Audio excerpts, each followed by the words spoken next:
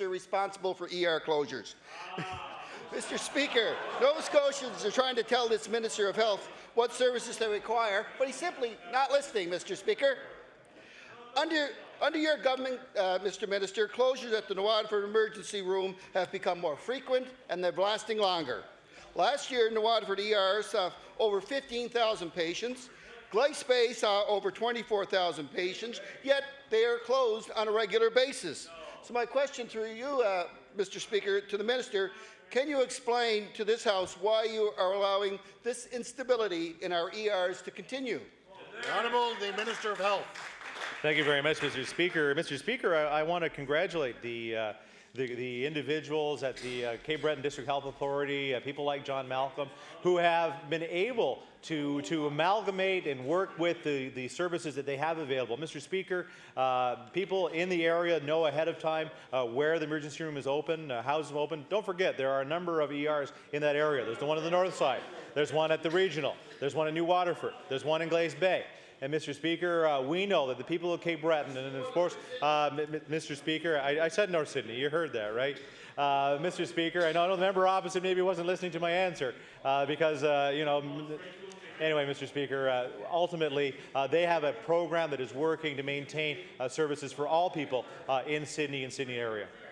The Honourable Member for Cape Breton Centre on his first supplementary. Mr. Speaker, well, Mr. Speaker, I don't know if the Minister just told us in Cape Breton we have too many emergency rooms. Is that what you're saying? Well, I'm just asking you to clarify it.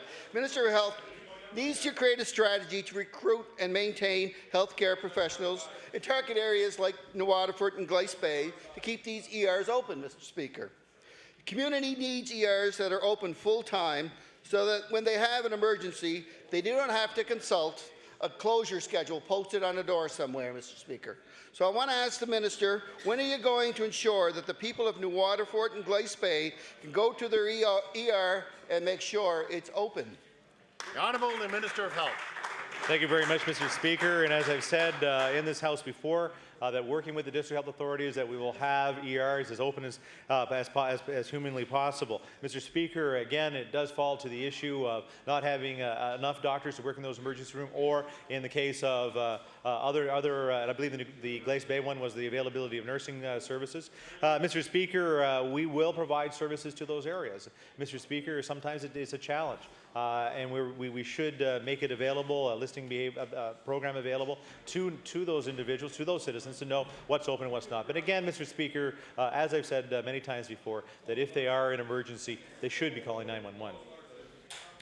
The Honourable the Member for Cape Breton Centre on his final supplementary. Thank you, Mr. Speaker. You know, Mr. Speaker, through you, that for the last 2 summers, the emergency rooms have been closed in Cape Breton on a rotating basis because of a human resource issue.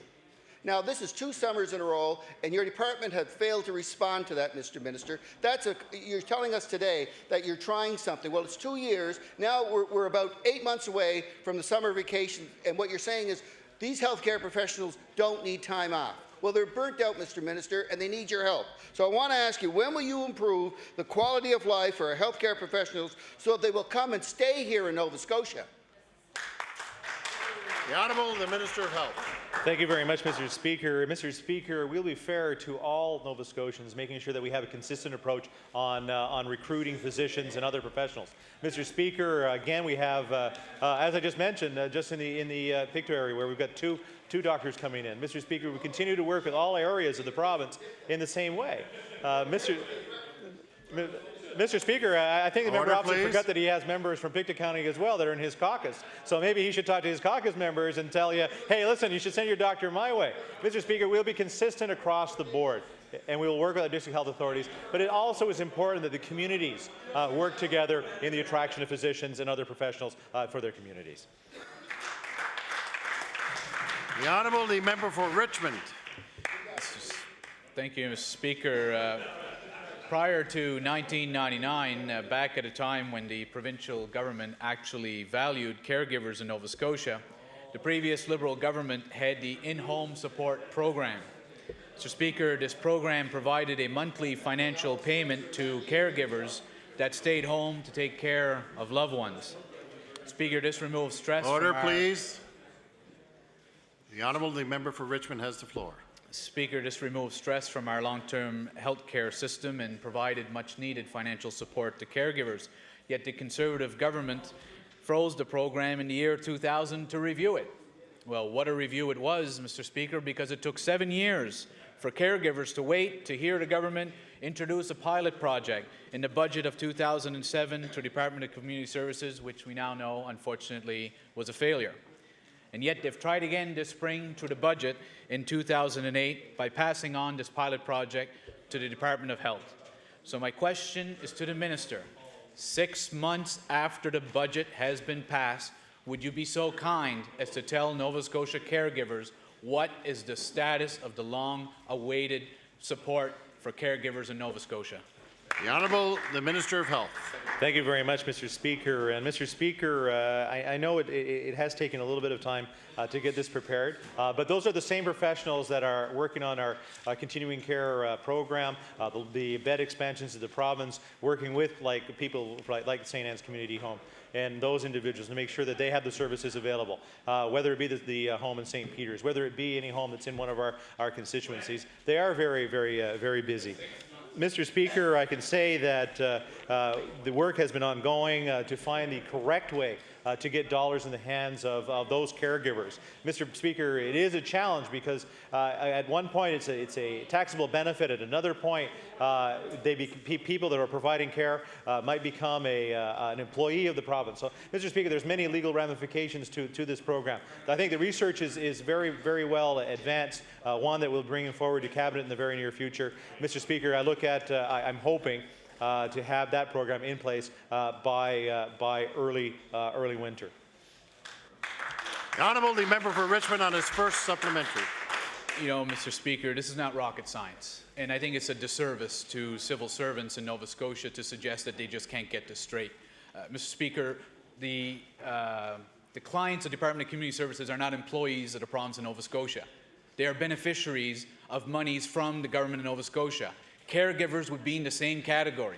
Giving money to seniors who are on pensions that is going to be taxable is an absolute waste of time, and the Department of Community Services unfortunately found that out. Now, I've done my best to try to work with the Department of Community Services, with the Department of Health, which to date has refused my offer to meet with them to talk about this program. It's common sense, Mr. Speaker, and these caregivers have waited a long time, and the Minister wonders why there's lineups to get into nursing homes. Caregivers have simply given up. Will the Minister commit today to arrange a meeting between myself and whoever else necessary with his department to finally get this program in place and put money into the pockets of hard-working caregivers throughout Nova Scotia? The Honourable the Minister of Health. Thank you very much, Mr. Speaker. And Mr. Speaker, we have a program that is ready for R&R, that is ready to go forward to Cabinet, one that we will enact upon that will provide dollars to caregivers. Mr. Speaker, it is far more difficult than just to throw money at a caregiver. What we want to do is make sure that we're doing it appropriately and in the right fashion, and it's also getting to the people that, of course, need that service. Mr. Speaker, I know on a couple of occasions that my Deputy Minister has wanted to meet with the member opposite, but has had trouble setting up a meeting. The Honourable the Minister for Richmond on his final supplementary. You know, Mr. Speaker, it would be too easy for me to respond to the Deputy Minister, but I have a lot of respect for the Deputy Minister, and being she's not here, I'm not going to suggest that. Let me just say, my offer for a meeting has not been taken up. I've had no request to meet with the Department of Health. Mr. Speaker, again, this is common sense, and the problem is when people start to think and create problems, those are excuses not to move on something. If the Minister says there's an R&R ready to go to Cabinet, why would he be waiting until early winter to do this? Mr. Speaker, these caregivers are getting burnt out, they're giving up, and as a result, loved ones are being placed on the waiting list for nursing homes. There's a way to avoid this, there's a way to make that investment. Will the Minister commit today to have a program available to put money into the pockets of caregivers by January 1st, 2009? The Honourable the Minister of Health. Thank you very much, Mr. Speaker. Mr. Speaker, even though a lot of the work has been done, it is impossible to have a program ready for January 1, but Mr. Speaker, I will commit to having something ready by February. The Honourable the member for Dartmouth North. Thank you, Mr. Speaker. Mr. Speaker, the Direct Family Support Program is meant to provide supports and services for both children and adults with disabilities who live at home with their families. However, the income cutoff for these services are so low that many families are excluded from the program and are paying out of pocket for necessary care. So my question through you, Mr. Speaker, is to the Minister of Community Services. What analysis has your department done looking at what services people with disabilities can afford versus what they really need? The Honourable the Minister of Community Services. Thank you very much, Mr. Speaker. To my honourable colleague across the way, I know he raises this very important issue, Mr. Speaker, because he cares very compassionately about those individuals that he serves in his role as critic. Mr. Speaker, the Services for Persons with Disabilities program is a vast program. We serve approximately 4,800 Nova Scotians and their families, Mr. Speaker, across the province. We have implemented programs on the ground to allow for more independence, for more independent living. And, Mr. Speaker, those programs are income tested. While we would like to be able to provide them to everyone in the province, Mr. Speaker, we do have to balance fiscal realities with the ability to serve those who are most in need. The Honourable the Member for Dartmouth North on his first supplementary. Mr. Speaker, families want to care for their loved ones at home, in their communities, near friends and families. If their child has a disability, they have to pay for a tutor, a caregiver, and any other activities necessary for development. For some children, this includes swimming to refine motor skills, group activities for social skills, as well as physiotherapy, among other activities. My question to the Minister: why does your department continue to deny children with disabilities the funding they need to access care? The Honourable the Minister of Community Services. Thank you very much, Mr. Speaker. And again, to my honourable colleague, we were very pleased to be able to introduce those programs, the alternate family support, the independent living program as well, Mr. Speaker, to ensure that Nova Scotians do have the ability to stay in their homes, Mr. Speaker, when they're able to and when they have the assistance provided through those programs. Indeed, the alternate family support community residence has approximately 125 homes with 202 beds, serving 202 clients. The independent living support supervised apartments would have 665 clients. And so we do offer a variety, a range of programs to many Nova Scotians, Mr. Speaker. The Honourable the Member for Dartmouth North on his final supplementary. Mr. Speaker, caring for a loved one with a disability places a huge financial burden on families who have to pay for care while they are at work. My question to the Minister: when will you reassess the income guidelines so that Nova Scotia families can afford to provide their loved ones with the care they truly need? The Honourable the Minister of Community Services. Thank you very much, Mr. Speaker. I know my honourable colleague understands that the fiscal responsibility of the department and of the program is one that allows us to increase income, household income limits when we're able to, Mr. Speaker, for what's in the best interest of Nova Scotians. As finances are available, we do so. However, Mr. Speaker, we want to ensure that we provide assistance to the maximum number of Nova Scotians, especially in those independent living programs that allow Nova Scotians to have the choice and to be able to stay at home and indeed have that quality of life with their family members, Mr. Speaker. The Honourable the Member for Halifax Atlantic. Thank you, Mr. Speaker. The residents of the Chebucto Head Road have been pleading with various levels of government for nearly 10 years to do something about the deplorable condition of this road. Unlike other federally abandoned roads, this is used by residents, hikers, whale watchers and tourists who are attracted to the Canadian Coast Guard Light Station. It's been in operation since 1872 and it occupies one of the most commanding vantage points over the mouth of Halifax Harbour. Mr. Speaker, my question is for the Minister of Transportation. Can he tell this House what progress has been made in getting this road on a proper maintenance schedule? The Honourable the Minister of Transportation and Infrastructure Renewal. Thank you, Mr. Speaker, and I thank the member opposite for the question. I believe I'm correct in saying that's a privately owned road and was a federal road, so really be no provincial responsibility. I don't believe in that road. The Honourable the Member for Halifax Atlantic on her first supplementary. Mr. Speaker, the issue has been raised in this House before. It is not, in fact, a private road. It is a road which has been abandoned but not divested by the federal government. In fact, the federal government offered the province a whole list of lighthouses more than 5 years ago, but the then Minister of the time, Minister of Tourism at the time, Premier, made no response. Since then, all of these Nova Scotia icons and the roads leading to them have been orphaned. My question, has the provincial government yet responded to the federal government's offer of these lighthouses? The Honourable the Minister of Tourism, Heritage and Culture. Order. Well, The Honourable the Minister has the floor. thank you, Mr. Speaker, and to the member across the way. Mr. Speaker, we know and we appreciate the value of lighthouses in Nova Scotia. We value the history, Mr. Speaker. I must say here, standing in my place, I know a little bit about lighthouses and the importance of their history to Nova Scotia because I was the son of a lighthouse keeper, Mr. Speaker, so I understand the importance of it. Over, Mr. Speaker. Order, please.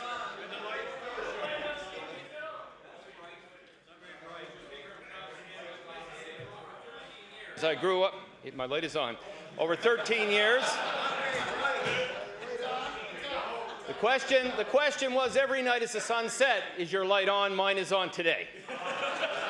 Mr. Speaker, certainly understand the importance of lighthouses to the province of Nova Scotia and to respect them in saying that we have been dealing with the federal government, Mr. Speaker, to find out their position on the issue. We know at this particular time there's a lot of problems surrounding the environmental issues surrounding them, contaminations of certain sites. But, Mr. Speaker, to answer the questions, we are involved in talks with the federal government, and hopefully soon we'll have some information to supply in regards to lighthouses. Thank you. The Honourable Member for Halifax Atlantic on her final supplementary.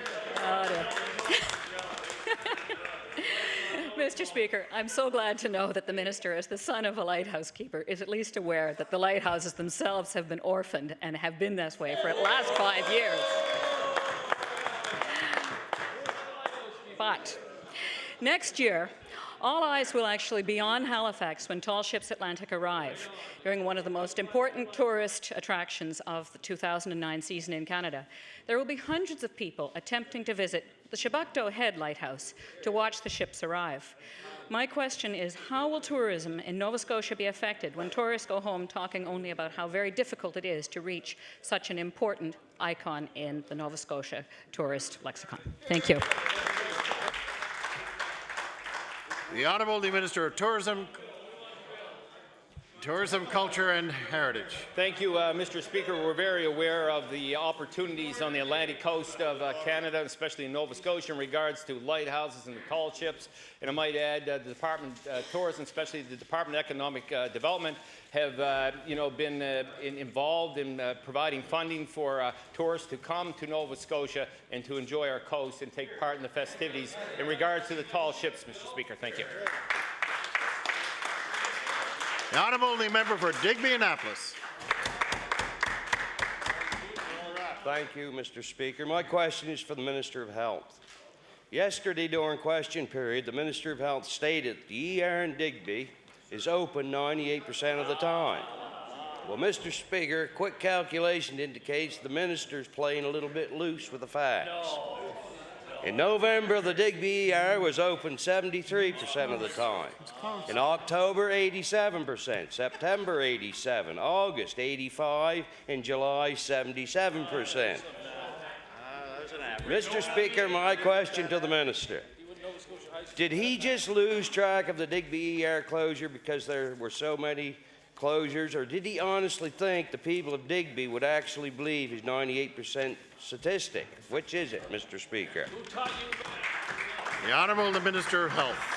Thank you very much, Mr. Speaker. Mr. Speaker, I was talking about secondary ERs in the province that are open a combined amount of 98%, which includes places like Digby and other ERs around the province. Mr. Speaker, I know the member opposite is very concerned about his ER in Digby. And Mr. Speaker, I know he's going to stand and ask questions about it. We know it's the availability of doctors. So maybe I'd sort of ask a question back to the member of why are we having trouble keeping doctors in Digby? The Honourable the Member for Digby-Annapolis on his first supplementary. For a health, I would answer that, Mr. Speaker.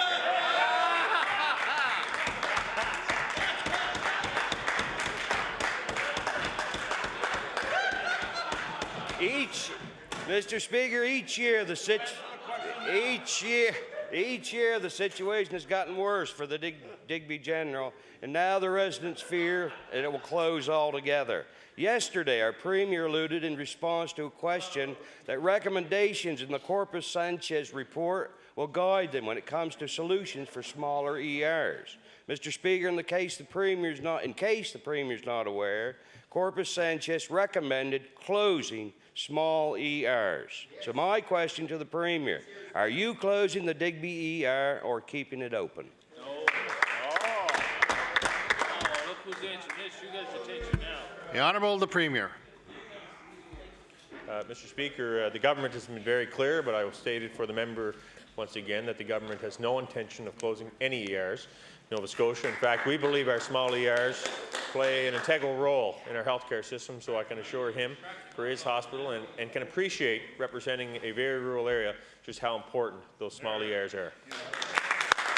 The Honourable the member for Digby Annapolis on his final supplementary. Mr. Speaker, this government had an option when it comes to addressing ER closures. They could address the problem or they could hope it goes away. Clearly, they chose the latter. Mr. Speaker, can you give the residents, my question is to the minister, can you give the residents of Digby one glimmer of hope that you will find a solution once and for all when it comes to the never-ending ER closures at Digby General? The Honourable the Minister of Health. Thank you very much, Mr. Speaker. And number one, Mr. Speaker, we were trying to find other solutions as well to go along to complement what's happening at the ER, which is why we opened up the nurse practitioner clinic that's now open 5 days a week for residents of Digby. That's one solution. The next solution, of course, is to find doctors that want to go there and stay there. Mr. Speaker, and maybe that requires a bit more work with some of the existing physicians that are there.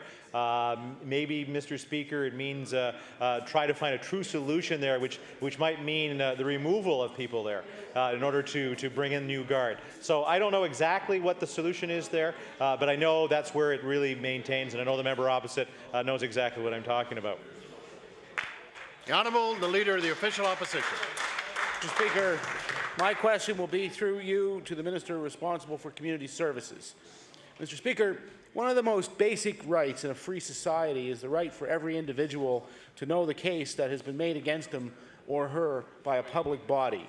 This right is very well understood in our courts, where the Crown routinely discloses all of the evidence that is collected in the public interest of ensuring fair and open trials. It seems, however, that the Department of Community Services does not understand this aspect of a free society.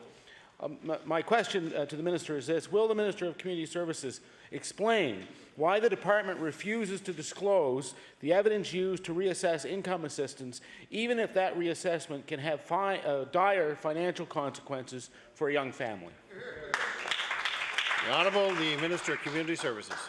Thank you very much, Mr. Speaker. To my honourable colleague across the way, of course, anyone who applies for income assistance or any of our programs, Mr. Speaker, has the ability to appeal the decision that's made, and those appeals are heard, and they're taken very seriously, Mr. Speaker.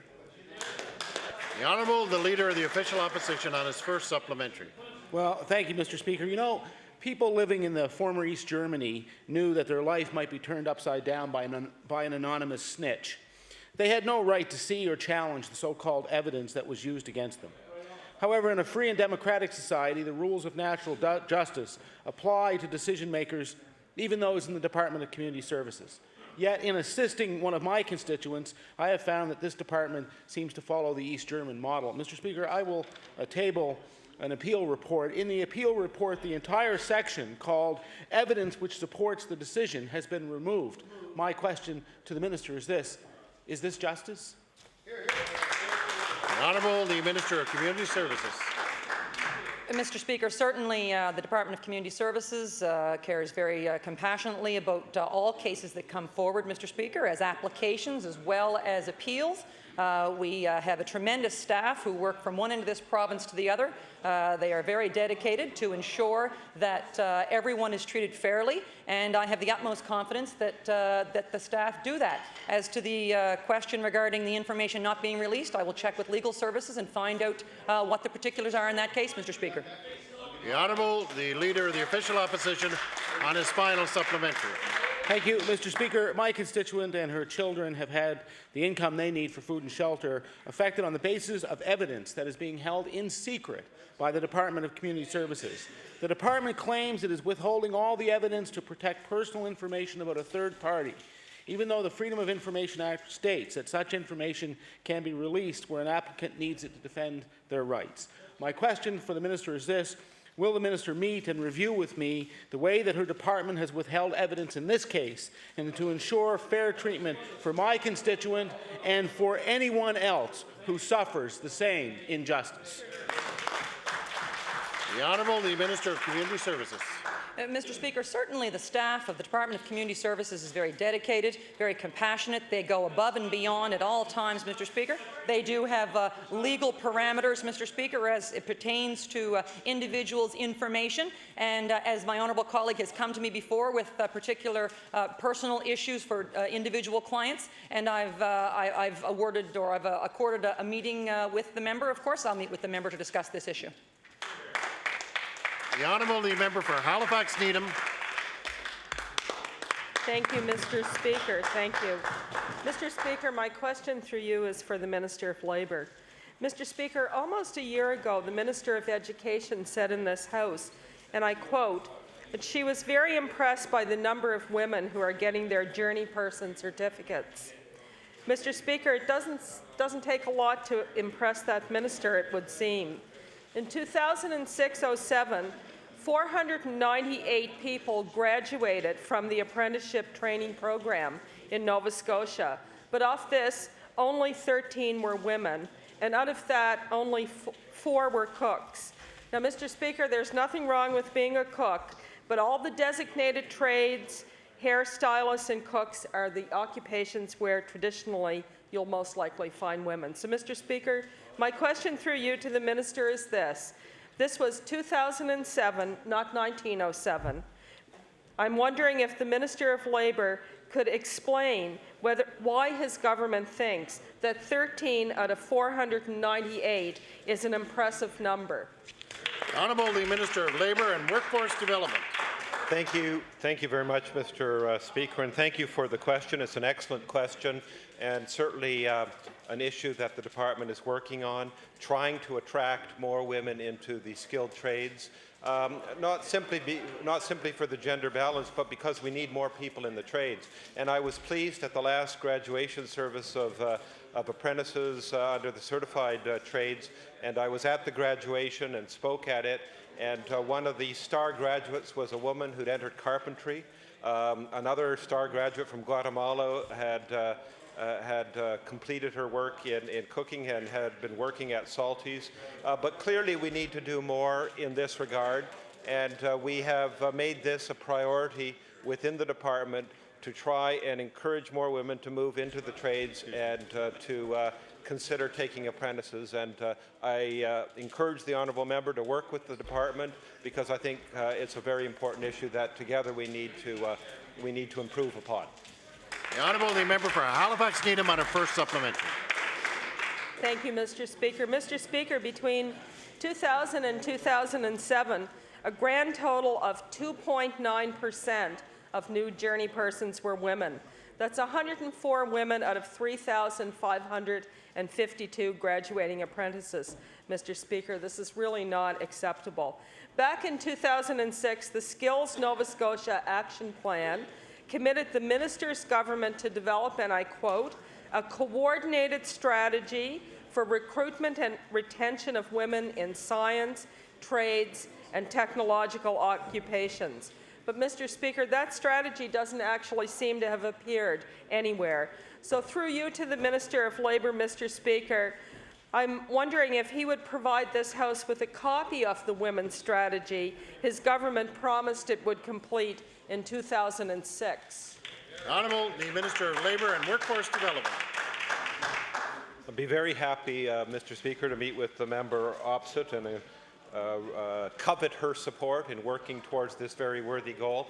Mr. Speaker, there are many new programs within the high school in programs that would encourage women to move in this direction, and we're going to see that flow through. We've also put more money into apprenticeship training. We originally had bursaries for people in their 3rd, 4th, and 5th year.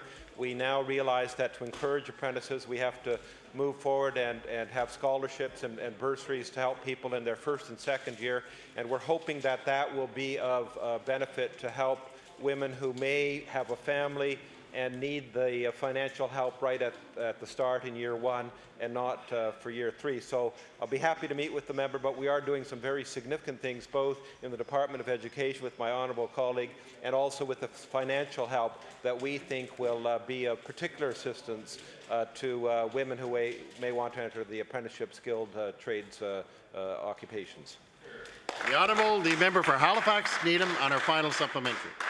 Thank you very much, Mr. Speaker. Well, Mr. Speaker, the Minister of Labour talks a good line, but it's action that we need.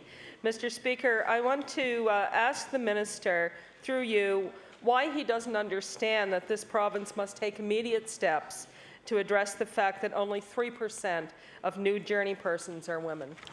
The Honourable, the Minister of Labour and Workforce Development. Thank you very much, Mr. Speaker, and appreciate the comment. As I said, appreciate the help of the honourable member, and certainly we will work hard at this, and I'll sit down and chat with her. I do never want to miss an opportunity, though, to state that the very first female MLA in the legislature of Nova Scotia, the very first one, was from the riding of Kings North.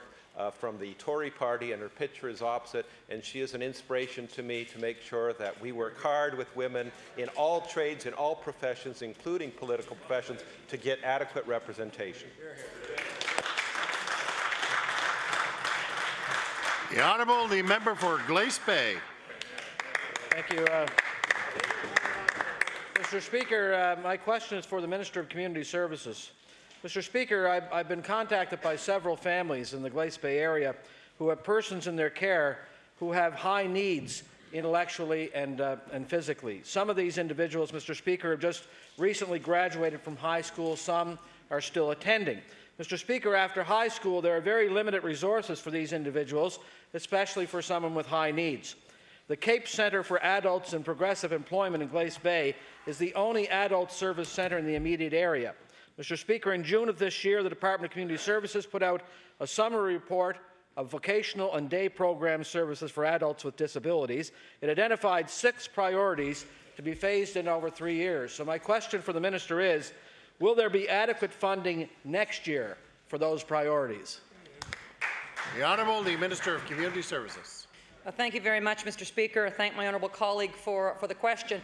And I know that his interest in this file is very sincere, for indeed he attended the opening of a facility, an adult day work program with me just last spring, Mr. Speaker.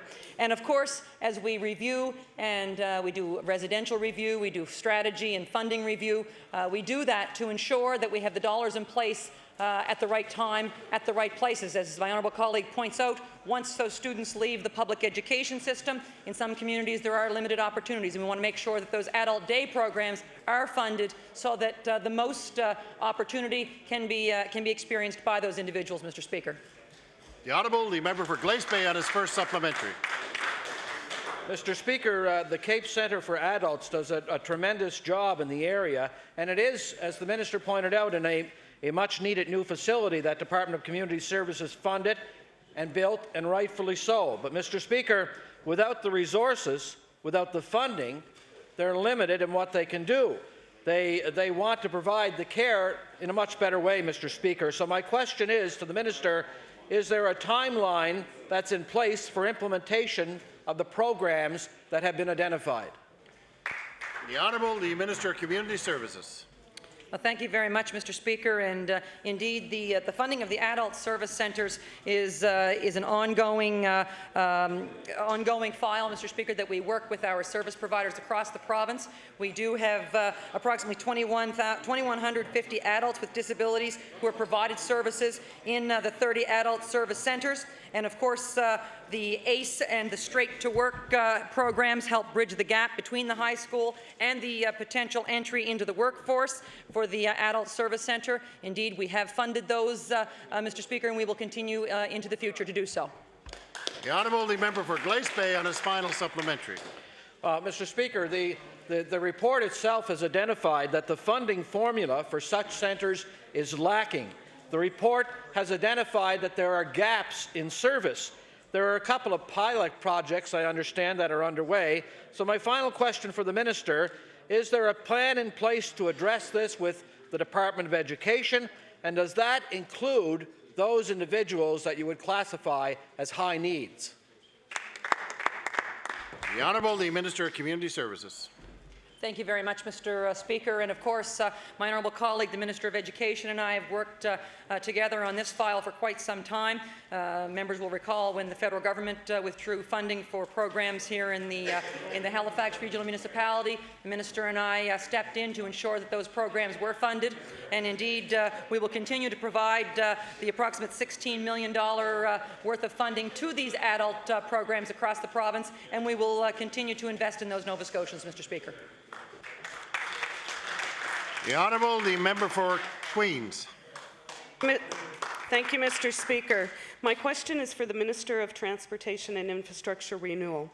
This past Saturday, a piece of concrete fell from the Dunbrack overpass, which crosses the 102 highway, and thankfully no one was injured.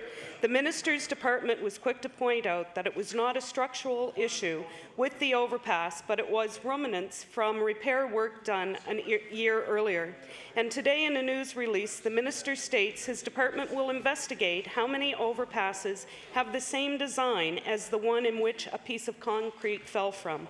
My question to the Minister is, will he recognize that the current bridge and overpass inspection criteria is not working to ensure the safety of the travelling public, and table today in the House a detailed report on inspections and infrastructure status carried out to date? The Honourable the Minister of Transportation and Infrastructure Renewal. Thank you, Mr. Speaker. Mr. Speaker, I want to say to the honourable member opposite, what she just said is absolutely incorrect. Oh. That is absolutely not true. We have a very good safety inspection system in this province, Mr. Speaker. I strongly put my faith in the people in this department who go out on a daily basis and inspect bridges throughout Nova Scotia, Mr. Speaker. And I think it's anyway, Mr. Speaker, no, I think that's wrong.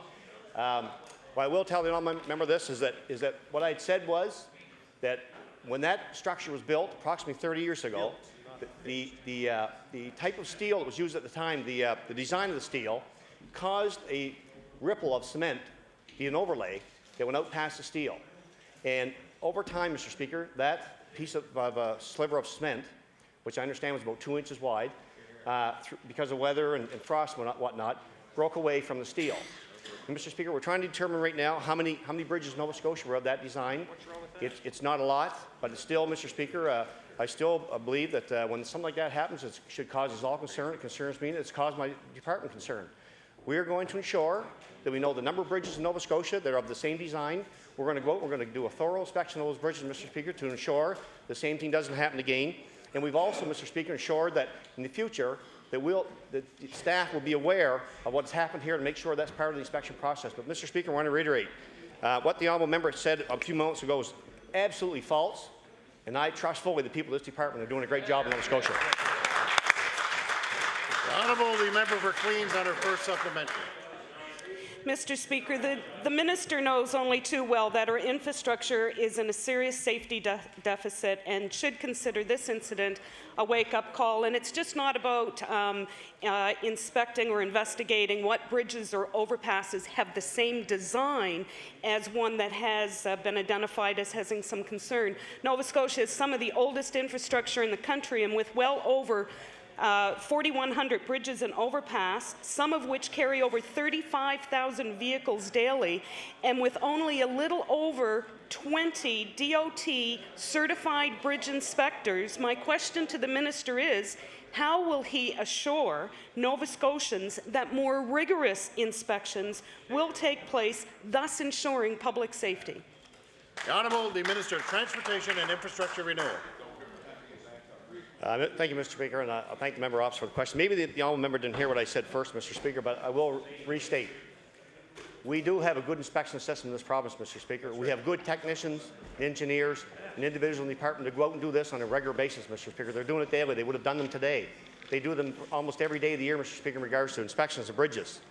And again, Mr. Speaker, this piece of cement that fell from this bridge had nothing to do with the integrity or the credibility or the ability of this structure to perform as it was designed to do. It was a sliver of cement. There was excess cement that fell as a result of the design of the steel on that bridge. Now, there are very few in Nova Scotia, Mr. Speaker. I can't tell you today the exact number, but I will know very soon. And, Mr. Speaker, we'll go out and we'll look at those few bridges to ensure, as best we can, that that won't happen again. But, Mr. Speaker, I do take that very seriously. We all do in the department. And I can tell you, Mr. Speaker, again, that I have full confidence in the people in the Department of Transportation and Infrastructure Renewal that they are doing their jobs to the utmost, Mr. Speaker, on a daily basis, and I have faith in them. They're doing their very best for Nova Scotians. The honourable member for Queens. Mr. Speaker, since this incident... Order, please. Order. The honourable member for Queens has the floor. Thank you, Mr. Speaker. Since this incident, my office has received a number of calls concerning other potential safety hazards with bridges and overpass infrastructure. The safety of our driving public should be the #1 priority. Order, please. The time allotted for oral question period has expired. The Honourable Minister of Transportation and Infrastructure Renewal on a point of order. Mr. Speaker, just on point of order, the honourable member mentioned about constituents calling her office. I suggest you tell them to call the Minister of Transportation and Public Works, and we'll look into those issues for her. That's not a point of order. That is definitely not a point of order. The Honourable NDP House Leader. We knew that, too. We knew that wasn't a point of order. Mr. Speaker, thank you very much, Mr. Speaker. Could you please call Resolution 5383, please, Mr. Speaker? Resolution number 5383. The Honourable member for Dartmouth North. Thank you, Mr. Speaker. Mr. Speaker, I don't think, honestly, 10 minutes is going to be enough for myself to talk about this subject. Absolutely, we should be talking about this. This should have dominated this session because it's one of great importance.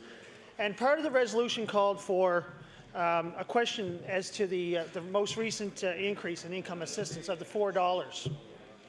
Now, in fairness to the minister, I understand that in her moments that she will speak here, she will talk about the many programs that are offered up by community services, and I recognize that. The other point that she'll make is about fiscal responsibility. I also recognize that. But what we ventured into in consensus as a government, Mr. Speaker, over the last year has been the introduction of a poverty reduction strategy.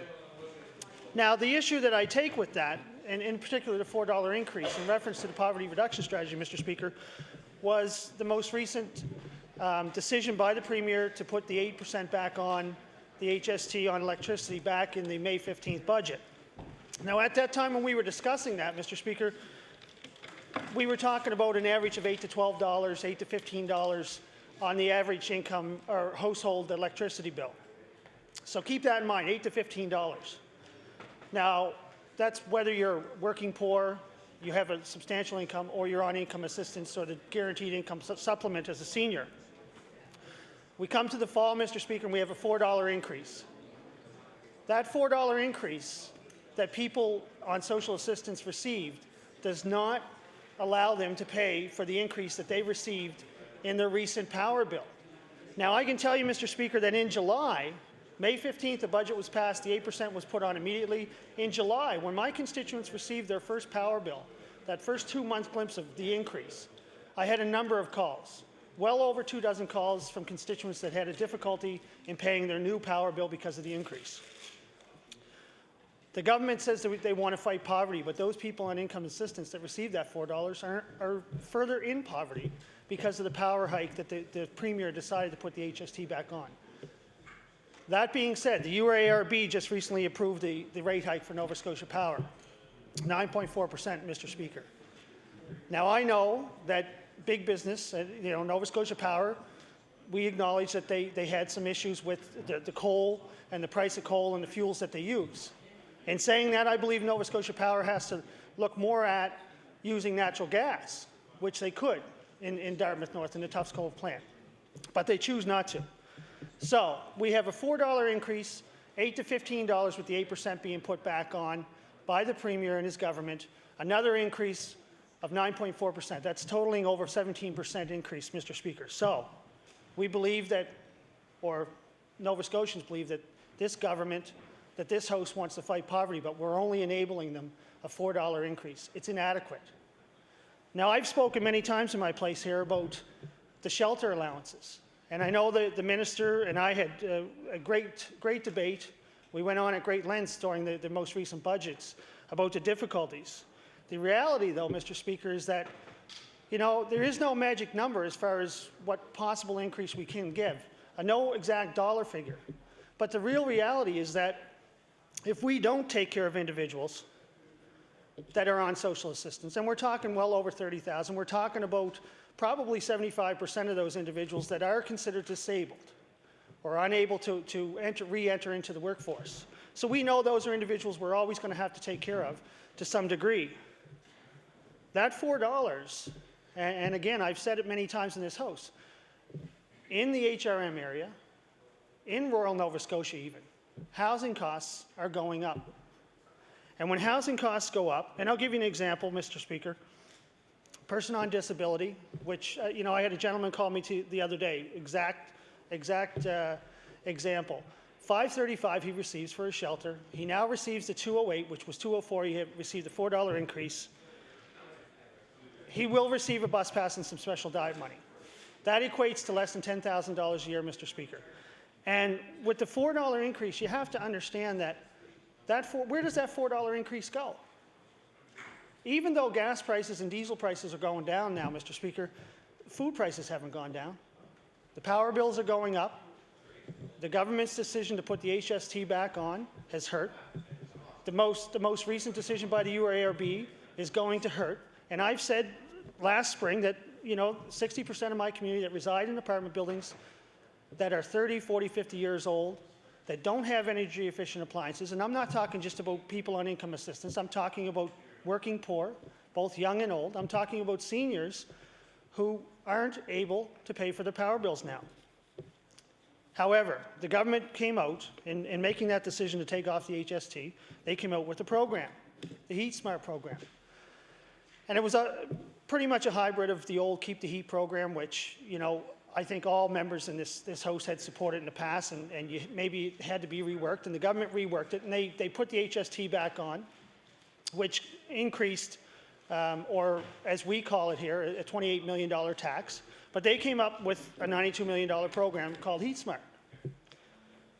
Now, we've heard in this session that there's been many issues with the application process from all over Nova Scotia, rural, HRM.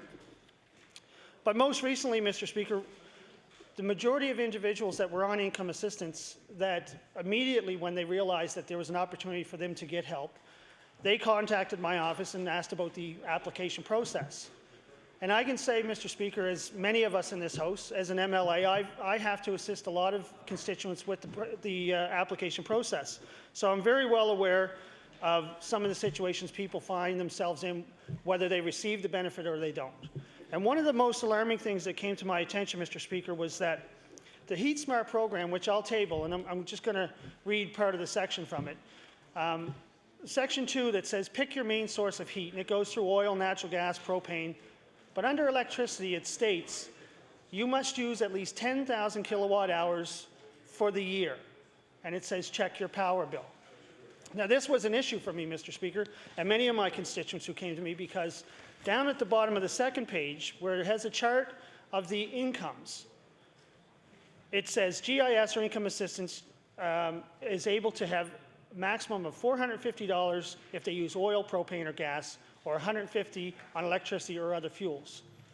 The issue that I have is the above the chart, it says, the chart below shows what rebate you can expect if you qualify. Mr. Speaker, many of the constituents that have come to me and we've ventured off into filling this application out, the government has taken it back to last January, which is a good thing, Mr. Speaker, because many families, the last fuel they bought was in the springtime. So going back to last January gives people a chance to really capitalize on this potential rebate. But what's came to my attention, Mr. Speaker, is that the majority of people that live in the apartments, the seniors that I deal with that are on the fixed incomes, the people that are on income assistance, aren't using 10,000 kilowatt hours per year. So they don't qualify. And I'm really looking forward to having the minister respond, hopefully to this part of my question, is that for people on income assistance, if they don't or are unable to qualify for that $150 rebate, Mr. Speaker, where do they go when they have a power bill problem? Now, I know the Premier and his government has donated and given $800,000 to the Salvation Army, and I appreciate, as all of us MLAs do in this House, the efforts and the work that the Salvation Army does. But we never talk about the fact that that program is a one-time shot in 5 years, Mr. Speaker. So it's a need not apply if you've applied last year. And I know it places the Salvation Army in a difficult situation, even with the increase in funding. That funding doesn't go towards electricity bills, Mr. Speaker. And that's a real big problem. So where does somebody on income assistance go when they can't pay their power bill? I can tell you that we exhaust all possibilities.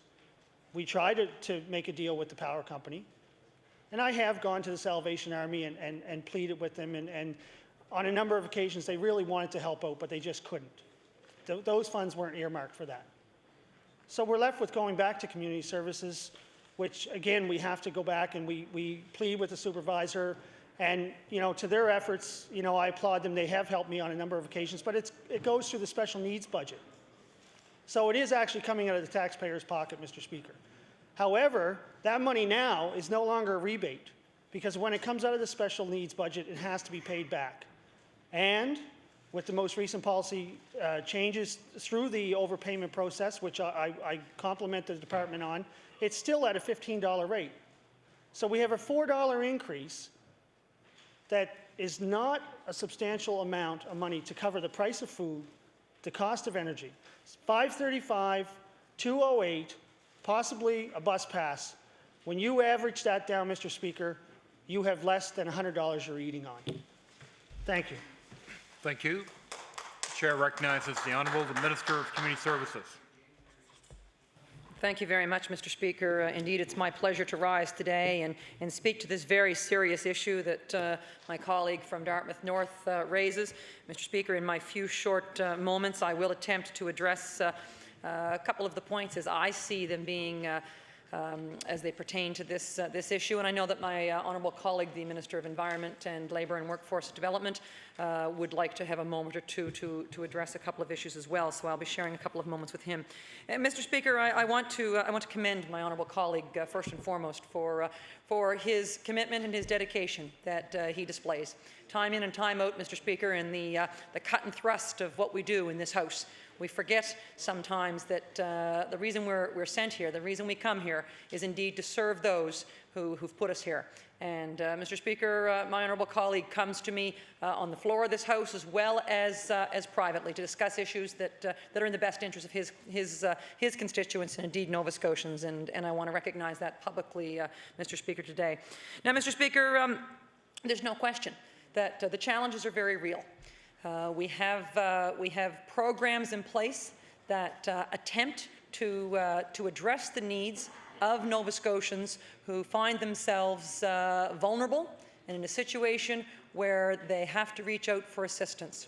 We are very proud of the assistance we are able to provide in a multitude of programs.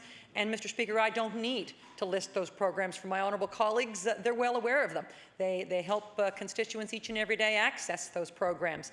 I do want to briefly, for a moment, address the issue of the income assistance, employment support and income assistance budgetary commitment.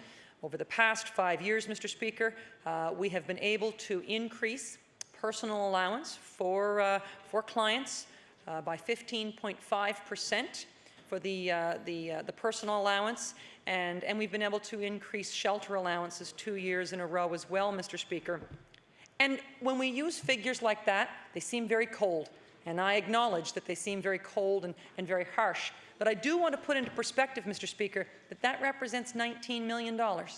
And I know that the members in this House know that that is a significant commitment to Nova Scotians. It's a significant commitment from our department. And so, Mr. Speaker, I also want to acknowledge a couple of other facts. For indeed, the caseloads at the Department of Community Services sit currently at 28,230. And we're pleased when those caseloads decline. We know that there are a variety of reasons for that. But I do want to indicate that of the 28,230, 41% of our income assistance clients would identify in their budgets having electricity costs. And so that's significant that we recognize that and we identify that. And certainly we do want to as well, Mr. Speaker, identify, and I know my honourable colleague is aware of this, but we do want to identify that we know that there are challenges when it comes to being able to meet the needs. We have worked in cooperation with Nova Scotia Power, in some cases to have direct payments made when the clients wish, if they find that more convenient and more stable. We have worked with Nova Scotia Power on their, and Salvation Army, as my colleague mentioned, for their Good Neighbour programs, and we were pleased to be able to double the commitment that we made to the Salvation Army for the program this year, and they distribute those funds as they see fit. Yes, they have restrictions because they know that to do all that they'd like to be able to do is unreasonable as well.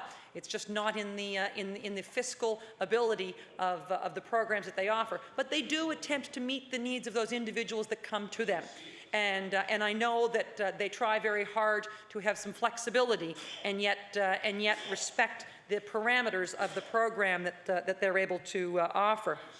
I do also want to identify for my honourable colleague that when clients come to us with the first request for when they prove that they have a budget deficit for heating and for energy, Mr. Speaker, we will not treat that as an overpayment. We recognize that there are challenges, and so we will not treat that first come to as an overpayment. Now, when we do have subsequent challenges, then we do try to be very fair, and we do offer a repayment program that responds to the ability of the clients that they're able to handle. Because certainly we do not want to put individuals who are in a vulnerable position to begin with into an additional vulnerable position. The other issue that I'd like to raise, of course, Mr. Speaker, is that we sometimes forget that folks who live in the public housing units that we provide in the province do not pay for their heat or their hot water, and so we do want to identify that those individuals are separate and apart. I do want to speak briefly, Mr. Speaker. I know my colleague would like to have a couple of moments, but I do want to speak for a moment about the tremendous cooperation that we've had from service organizations across this province, from the good folks at Salvation Army, from churches and community organizations. They realize government can't go it alone. We know we can't go it alone. And when we embarked on the poverty working group, we employed that entire group of individuals to come together, because we know we don't have all the answers. We know we don't even know all the questions to ask. So we certainly appreciate and value all of those stakeholders coming together to assist us to truly ensure that generous nature that is so evident in Nova Scotians, time in and time out. Nova Scotians step up to the plate when communities face challenges, and we can all identify specific cases in our own communities where that's the case. But certainly that generous nature that is indeed a second nature to Nova Scotians is one that we value. We value that relationship that we have with our stakeholders. The only way we're going to address the true root causes of poverty and be able to assist those Nova Scotians who need our help is to do it together, and to ensure that we all recognize that we don't walk it alone. And so, Mr. Speaker, with those words, I would thank my honourable colleague for bringing this forward, and I'd ask my honourable colleague from Kings North to share a few words with us. Thank you. The chair recognizes the Honourable Minister of the Environment. Thank you very much, Mr. Speaker. My honourable colleague, the Minister of Community Services, has spoken quite graciously. I will not be as gracious because, frankly, I'm discombobulated by the hypocrisy that I hear coming from the NDP, not from that member, but from his leader. The leader has spoken very often about this and understands full well that the changes that were made in this program were made to free up money to help low-income people with their heating costs. And yet, not a peep. There's a disjuncture there that discombobulates me, frustrates me, and is, I think, an insult to those who are living on low income. There's another thing that discombobulates me as well, Mr. Speaker, and the editorial in the Chronicle Herald today pointed it out. It said the NDP's proposed tax holiday would be for energy consumption unrelated to heating. What's the point of that? At the very least, such a measure would do nothing to promote energy conservation. And that, too, is something that discombobulates me because they pretend they care for the environment, but there's nothing in their policies and their statements for energy conservation. In fact, the member from Queens, Mr. Speaker, when asked about Zen cars that run off electricity produced by coal, and it was pointed out to her that that might not be environmentally a good thing, in allnovascotia.com said, well, pass those cars now and worry about the environment later. Mr. Speaker, we need to worry about the environment now, and when we shift money to help the low-income people, I expect and would hope that the critic, at least, for that department would talk about how that's a good thing. Thank you very much. Thank you. The chair recognizes the honourable member from Cape Breton South. Thank you very much, Mr. Speaker. Mr. Speaker, it's a pleasure to rise in my place today and join this debate on this resolution 5383. And Mr. Speaker, this is a really good political resolution here. It's on the. In other words, it looks good on paper, but there's not much meat to the bones of it. And from what I've heard, certainly so far, and I'll get into that in a little bit. But he talks about in the resolution, in the whereas, that the carbon tax will add $8 to $12 the average electric bill, and whereas the Minister of Community Services lodged this year's paltry $4 increase, and it goes on to say a little bit more about that, and where there are 30,000 individuals collectively currently collecting social assistance will endure a winter of hardship because of the government's decisions. Doesn't say which particular decisions, but therefore be it resolved that the minister is in the dark about the progressive conservative carbon tax. So it starts off with the carbon tax, moves to general statement about poverty, and then ends up with the carbon tax again in the resolution, which is all very fine. But as the Minister of Labour pointed out, that the Halifax Herald today weren't too kind to the NDP in their editorial regarding their current stand on this whole issue. And I suspect to you that this is another example of the way the NDP conducts business, hit and run. You know, a day's publicity justifies whatever they can say, and if they can catch the spirit of publicity for the day, then they'll have achieved what they set out to do, and never mind worrying about what's going to happen tomorrow. Well, the Liberal Party is worried about what's going to happen tomorrow, and the day after that, and the day after that, when it comes to the poor of this province. And we certainly have put forward some programs which do have some meat on the bones, and programs that could alleviate a lot of hardship for Nova Scotians. The HST rebate would not amount to much in savings, approximately $65 a year. And I might remind you, Mr. Speaker, and all members, that the Liberals would do more than that for those that need it the most. The NDP did not support the heating assistance rebate program in the last provincial budget. This program will allow low-income individuals and families to save up to $450. Now, I'm not dreaming that. I'm stating a fact, that the NDP did not support that home assistance program, which would give people in need and who qualify $450, not $65, which is what would be the case with the HST rebate. And we supported the program and the NDP did not. Mr. Speaker, Nova Scotia needs a comprehensive plan to address the rising costs of home heating and promote energy conservation in this province. We propose Bill 209 that will allow renewable energy providers to sell directly to customers. I didn't hear the NDP supporting that initiative, and I don't wonder why, because the NDP would not want anybody else to get control of energy in this province unless it was something that they control themselves. More people will be able to purchase affordable energy while helping the environment under that initiative, yet we haven't heard anything from the NDP on that. Now, in regards to poverty, Mr. Speaker, $4 increase is not enough to help those on social assistance keep up with rising costs, and the minister knows that.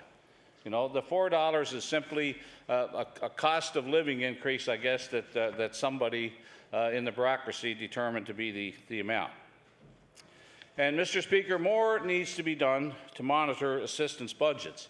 And I think in that regard, and I think if close attention is paid to that statement, what we need here is more latitude for frontline workers in dealing with the day-to-day situations that people on social assistance face. And you can't just rely on an amount that's punched out every month on a computer that states that a social assistance family or an individual or a family and with children, for example, have to live on this computer statement that says they're going to get X number of dollars a month. There has to be some latitude for social workers on the front lines to deal with people who have emergencies during the month, and there's a lot of them with people that on limited income.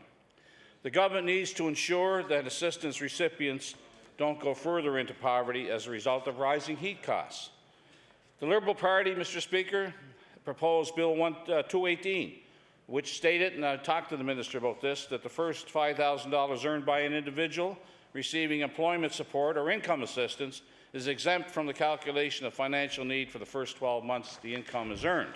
Now, Mr. Speaker, if the NDP wanted to do something, they could have called that bill of ours today and talked in a meaningful way about the need to have some latitude in the amount of money that people on social assistance can earn before it's clawed back by the department. But you know what, Mr. Speaker? They wouldn't do that because that doesn't make for good politics on the NDP. This is all about politics with the NDP. It's not about serving the people who need it the most in this province. And time again, we've seen the NDP resort to pure, raw politics in dealing with these issues and then move on to another issue where they can grab the headlines for a day or so and then move on to something else. Well, I'm saying that they could have moved on to Bill 218 today, called our bill, and between the two of us, we might have convinced the government to let the bill come to a vote for second reading. But that didn't happen, and it'll never happen, because they will never grab a good idea from somebody else and promote it in this House, and we all know that. The poverty reduction strategy, the working group released their report in June of this year, and the government announced they would take another full year to review and come up with their own strategy. That is not appropriate, Mr. Speaker. Poverty issues need to be addressed now, not a year from now. And the government doesn't want to deal with the issues of poverty, despite the fact that more than 130,000 Nova Scotians live in poverty, and 52,000 people are on one form of social assistance or another. And, Mr. Speaker, what's even more alarming is 1 in 5 children in this province currently live in poverty. And these are some statements that are made by the Canadian Centre for Policy Alternatives and the Poverty Report 2006 that states over 1 million Canadian children live in poverty in this age, in this date that we're presently with here today, and that's just deplorable. And while I will say that between 2003 and 2004, the percentage in Nova Scotia has dropped from 21 to 18%. But still, there are 34,000 people in our province, children in our province, living in poverty, and there's much work to be done. That's certainly an understatement. And, Mr. Speaker, more than 11,000 children of working parents in this province live in poverty. And more than 25,000 Nova Scotians relied on food banks last year in this province. And, Mr. Speaker, thank heavens we have volunteer organizations like food banks who can take up the slack when that latitude I talked about earlier is not there for frontline social workers to deal with these problems on a regular basis instead of just kicking out a computer-generated amount that they're entitled to every month, and that's the end of it. That's not appropriate. These workers have to have some latitude to deal with emergency cases and deal with special needs that come up from time to time in dealing with people on social assistance. The poverty reduction strategy is a start. The report is a start to addressing these issues, but the government to date, Mr. Speaker, has failed to act. Ms. Hilt, who runs the single-parent centre in Spryfield, said government, and I quote, has created a poverty reduction strategy but hasn't acted on it. We know that the research and statistics are there saying the gap between the rich and the poor is getting wider and issues aren't getting addressed. We know what the issues are, but nothing is happening, close quote. There are many things that we can do to lift Nova Scotians out of poverty. One of them is to allow those on social assistance to attend universities, and we all know that debate, without losing their benefits. Expand the mandate and programs offered by Nova Scotia Legal Aid. Those are just two examples. The Halifax Coalition Against Poverty held a rally in front of Province House this weekend. In an interview with the Chronicle Herald, they said the government has known for years what needs to be done because every report always says the same thing, and I again close that quote. One of the key issues talked about at the rally was the closing of Pendleton Place shelter for the homeless. It won't reopen this winter due to lack of funds from government and probably other sources. Government used to fund Pendleton Place to the tune of $240,000, but it has cut that funding. Do they think it's not necessary anymore? I don't think so. I don't think the recommendations from the frontline social workers in the Minister's department would agree with that, but they're not running the budget of that department. They're only asked to do the bidding on the budget they're provided. The government should make sure, Mr. Speaker, there is enough space in shelters for those that need a place to stay, particularly in cold weather. Wayne McNaughton, an advocate for the homeless, said at the rally on Saturday, and I quote, "Government has done absolutely nothing to address the underlying issue of poverty, which is more affordable housing and more community support for people suffering from mental illness and addictions. They have done nothing on either of those things," close quote. Mr. Speaker, I refer again in summing up, I don't think I have much more time here, just about done. I would say, Mr. Speaker, that I would be prepared to debate the Liberals' position on these issues with anybody, anywhere, anytime. Thank you very much. Thank you. The chair recognizes the member for Pickering.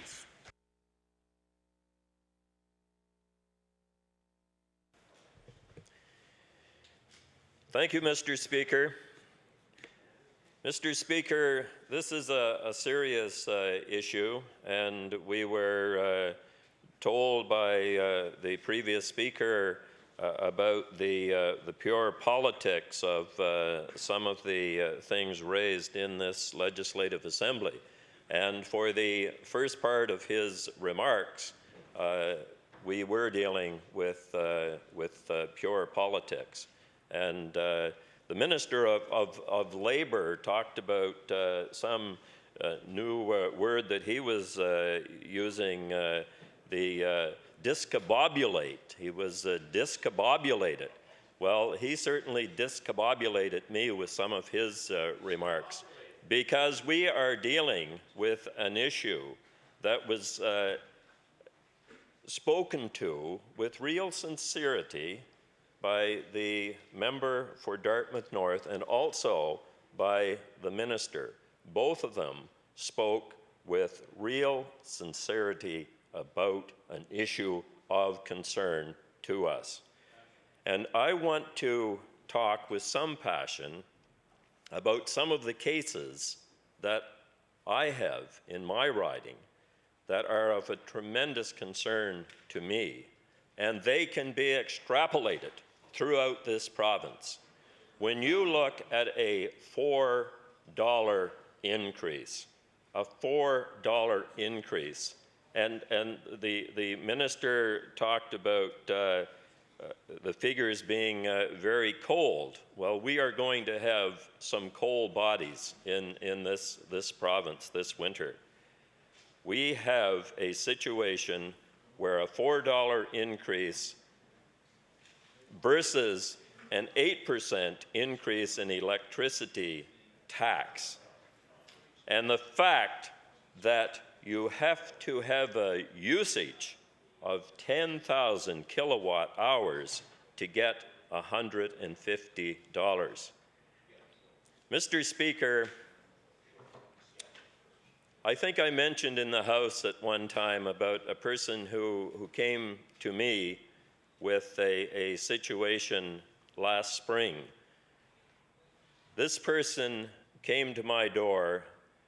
He told me that he was eating dog food and that the heat that he had in his house was a toaster. I just had a person in my office within the last couple of weeks. His family was gone, there was no food, no heat, medication was not available to him. He had no money for medication. He didn't know where to turn. He had given up his diabetic pills a number of days before, or a week before. At this juncture, I would like to say that some of these people have never been on assistance before, and just to be able to direct them to the food bank, to direct them to community services, and the situation with some of these folks is that they don't really know where to turn, and there have been so many that have come to my office. I have opened into the third year over 1,500 files, and a lot of them relate to community services. I'm on my way to 1,600 files, and that doesn't include 3 massive binders in relationship to road work and faxes that have been exchanged in relationship to that. Mr. Speaker, there are situations that I want to raise. A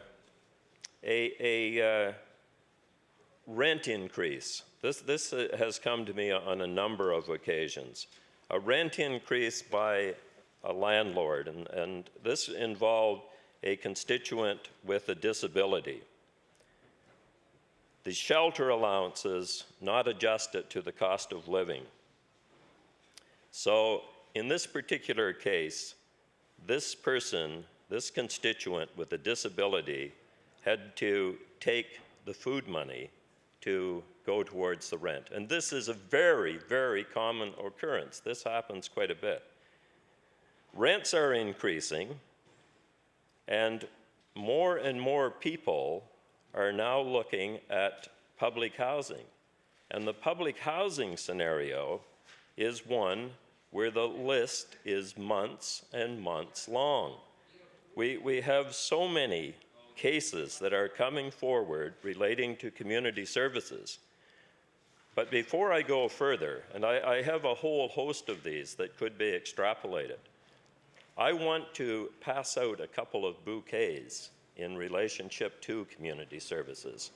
Because without the compassion of people like Mike McIsaac, who happens to be a cousin of the Deputy Premier of Nova Scotia, and you know, he's probably proud of his cousin, the Deputy Minister.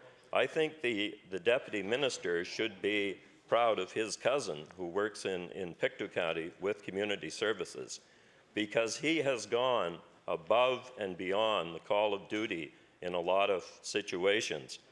But one of the things that the Liberal member from Cape Breton spoke about a few moments ago was flexibility. And there isn't the flexibility that is required in some cases.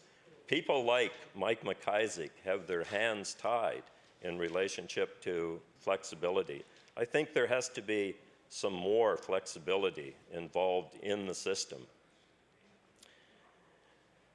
Now, while I'm talking about bouquets, I should also mention that Nova Scotia Power Inc., a guy by the name of Ken Perouche, and there was a Mr. O'Brien there before him. Ken Perouche has been on countless of occasions. The number of people that are being threatened with power cutoffs is growing all the time. People are coming into my office, what am I going to do, Clary? I have a power bill that has built up to $250, and I don't think I can come up with $40 or $50 to put towards it. And we have had so many cases that we've been able to work out some budgetary situations with people like Ken and people like Mike, who have a real compassion for people with difficulties. But getting back to some of the situations, there was a woman in my office within the last couple of days who didn't have, on community services, didn't have enough food money because of all the other expenditures, the increased rent and so on, didn't have money to buy milk and had to go to the food bank and make a case. She really had to plead with the food bank, which does a great job in Pictou County, but milk is not given to an adult. It's made available to people with children, and she had to plead with the food bank to get some milk. These are the situations that are out there in our ridings, and they can be extrapolated throughout the province. And the Premier has said on a number of occasions, no one will be left behind. No one will be left behind in Nova Scotia. Well, people are being left behind in Nova Scotia. They're being left behind in Pictou East, and I'm sure they're being left behind in 51 other ridings in this province. And with that, I'm going to conclude my remarks, but we need to have some real flexibility involved in the system here, and we need to have more than $4 being provided in an increase. And what is going to happen to Nova Scotians this winter? And it really bothers me, it really concerns me, Mr. Speaker, that the caseload is growing day by day, and will continue to do so with the indications. Trenton Works and so many things in Pictou County contribute to the factors here. Thank you. The time allotted for debate on Resolution 5383 has now expired. Acting. The honourable member for Henseys. Thank you, Mr. Speaker. I'd like to call Resolution 5357. Resolution 5357. The Honourable member for Henseys. Thank you. Well, Mr. Speaker, I guess this resolution follows the buoyant, hopeful note of the previous resolution, and in the same tone, I would say. The resolution, therefore, be resolved that this House of Assembly demand that the minister listen to our agricultural industries and develop an actual agricultural policy to address the issues raised in the GPI Atlantic reports and aid in the survival of the Nova Scotia farm communities. I'm not sure what the usual, if there's any protocols around critic assignments. Certainly when you're a New Democrat, and I think all members are aware of the history of our party in this House, we've never sat on the government side of the House. So the role of opposition is one that, historically has been ours. And I want to say, I'm not sure if the record would show that there has been any member who has held the same critic portfolio as long as I have, Mr. Speaker, and that is of agriculture. So I want to say that I I always try to be optimistic about the future and certainly about agriculture. And I have to let the members on the government side also be aware that that is becoming more and more difficult, Mr. Speaker. I don't actually worry a lot about solutions in the sense that I know there are qualified, capable people out there who have lots of good ideas that are willing to offer them to any government that would be willing to listen and would help in the sector.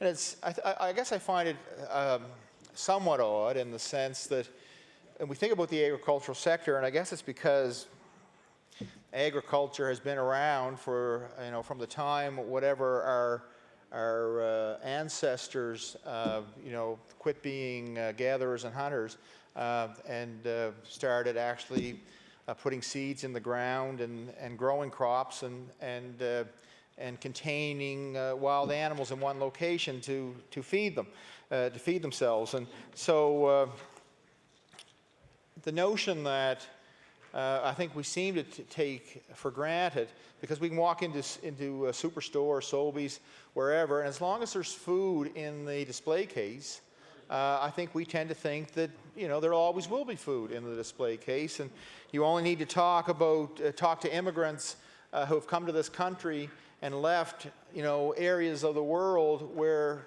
that wasn't the case, where actually I worked on a dairy farm in Milford owned by Ben Vermeulen, and those few days after Hurricane Juan, when the power was out, and I remember, I think being in Fall River at the Sobeys store there, and there was a lineup of people waiting for the store to open, and just trying to get milk or whatever, and they had gotten a generator going, and it really did make you think, well, will there be milk on the shelf in the store?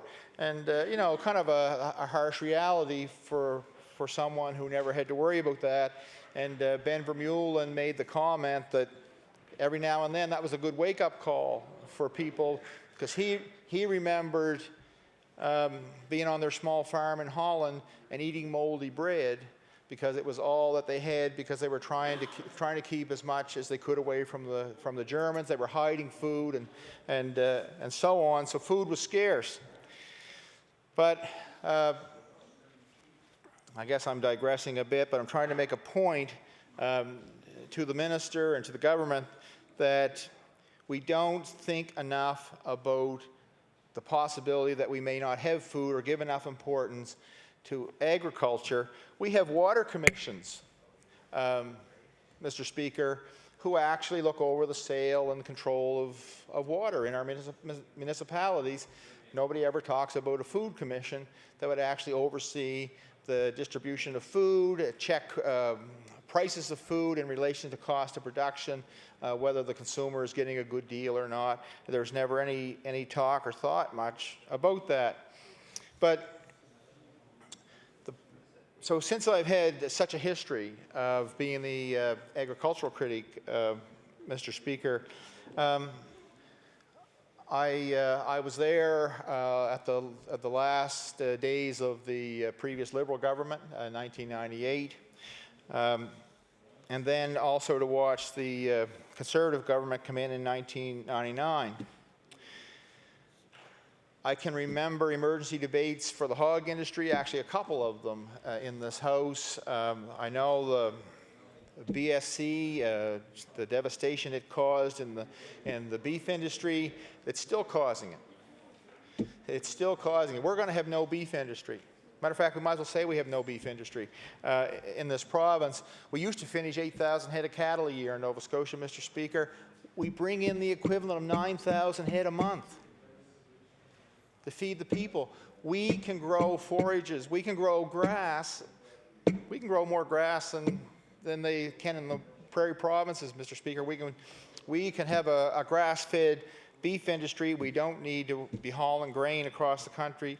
And 200 million consumer dollars is what our people in Nova Scotia spend on those 9,000 head a month that come into this province.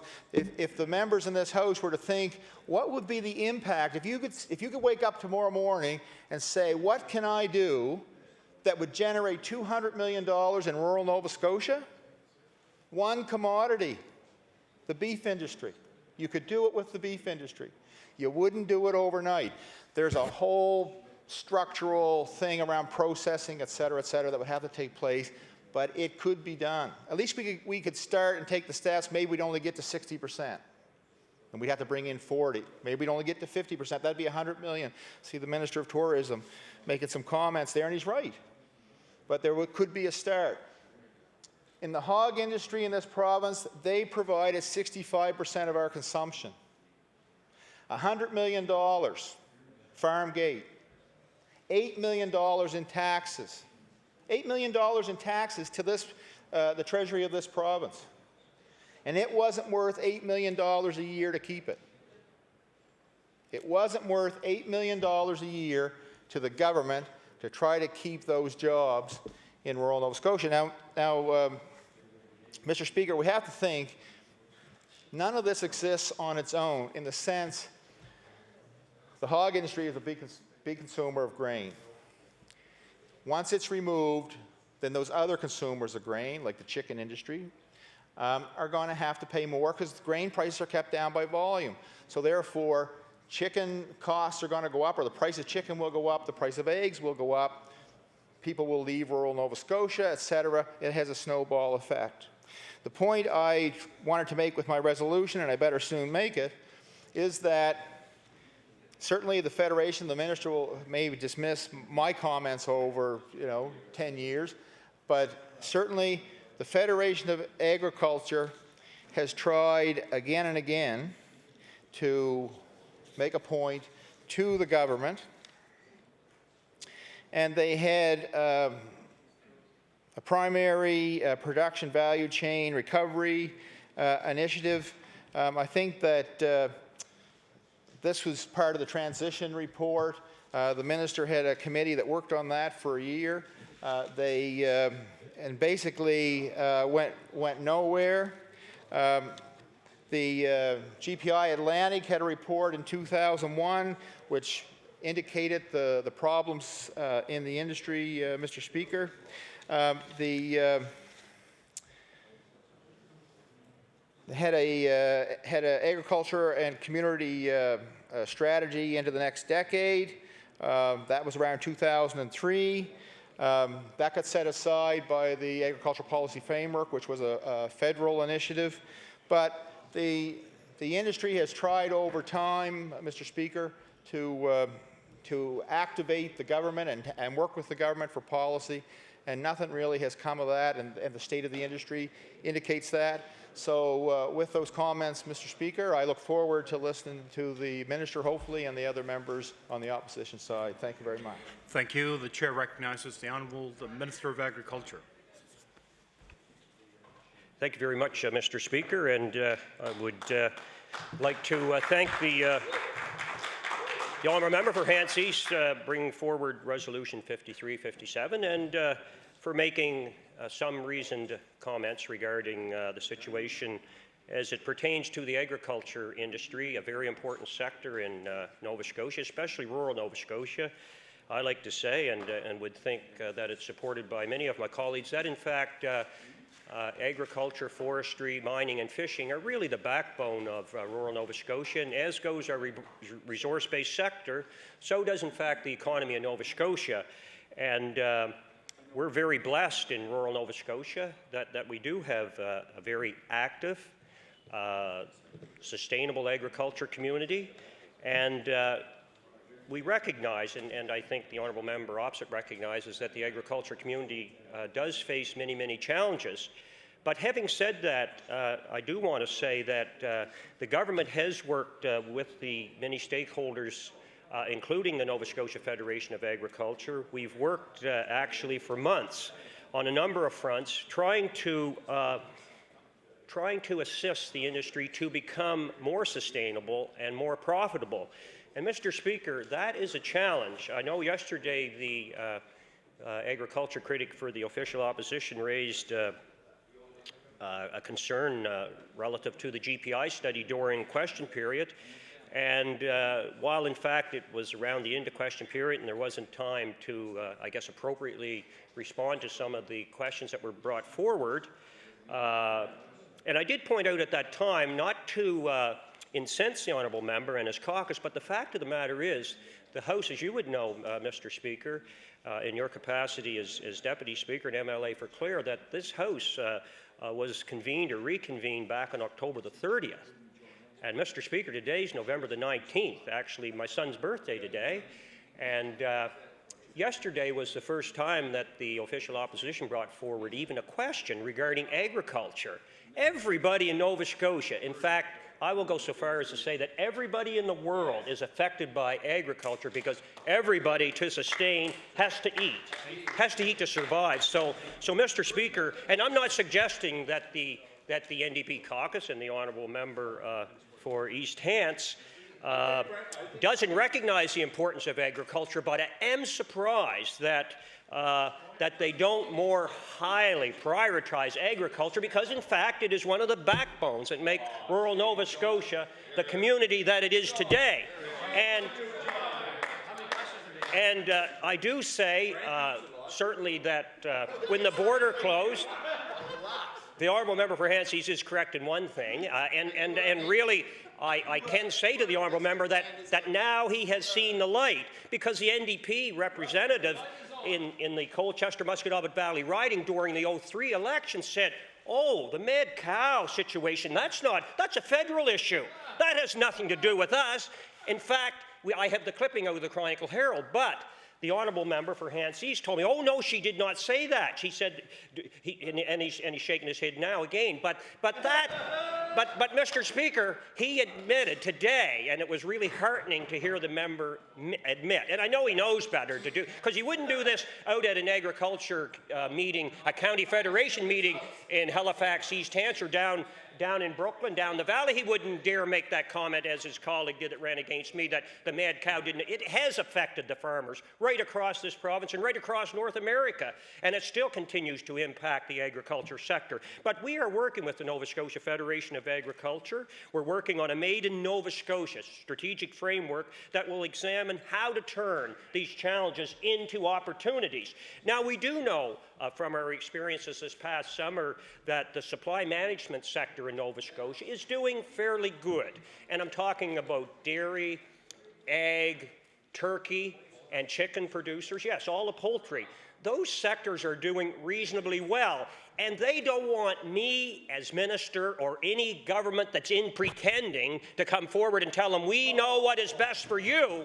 We know what's best for you. We'll come in with a grandiose plan. They don't want that. The mink industry doesn't want that, Mr. Speaker. And I think as the MLA for Clare, you understand how important the mink sector is. You understand as well, Mr. Speaker, how important the wine industry is. Blueberries. We have some success stories. It isn't all gloom and doom, Mr. Speaker. Agriculture is important, and some sectors are thriving. So I will not, and this government will not get in the face of agriculture and tell them, we know what's best for you. We're simply not going to do that, Mr. Speaker.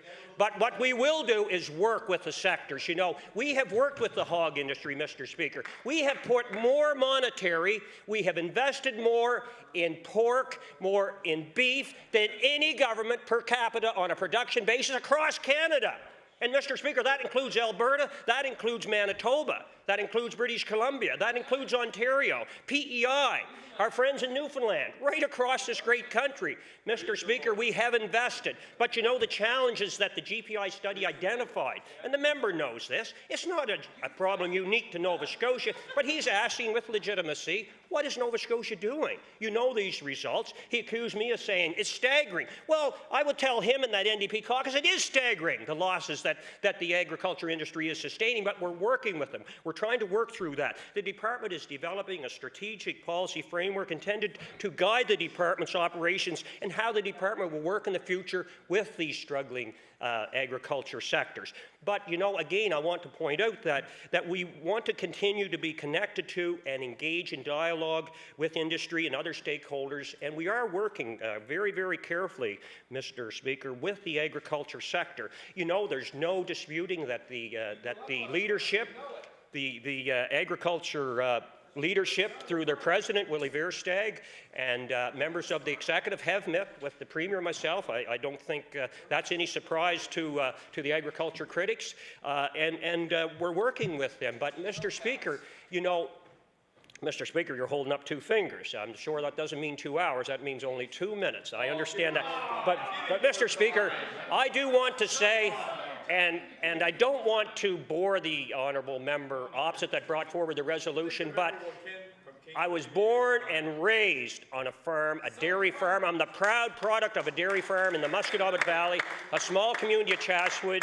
Yes, we only milk perhaps 23 cows at the most, if you will. They kept us right up to quota, but we were very blessed. And I believe the farmer today and their family make an incredible contribution to this province, Mr. Speaker, and we want to continue working with them to come in with a plan. We're looking at what the Federation has requested. We're looking at what they put forward.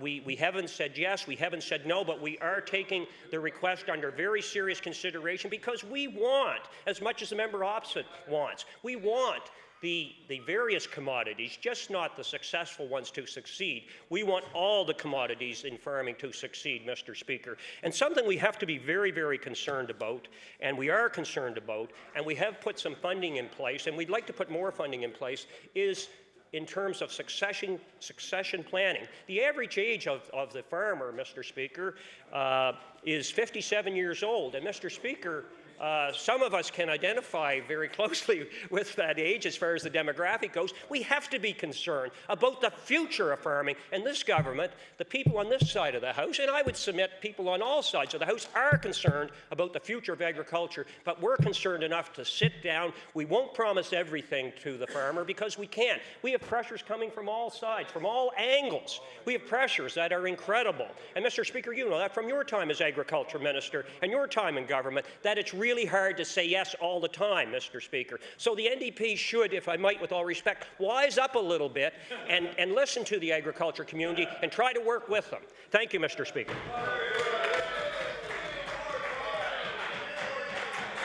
Thank you. Chair recognizes the honourable member for Kings West.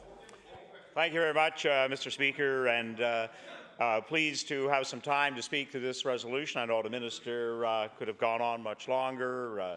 The critic, the NDP party could as well. So, but I'm pleased to join the debate today. This is a very, very important topic, really, to all Nova Scotians, and one in which I have found over the last couple of years more and more Nova Scotians have become very conscious, very cognizant of the fact that you know, food supply, food security, those areas, the carbon footprint of trucking our food from California to Nova Scotia, and those kinds of impacts. So all of that coming together, as well as seeing with each census less farmers.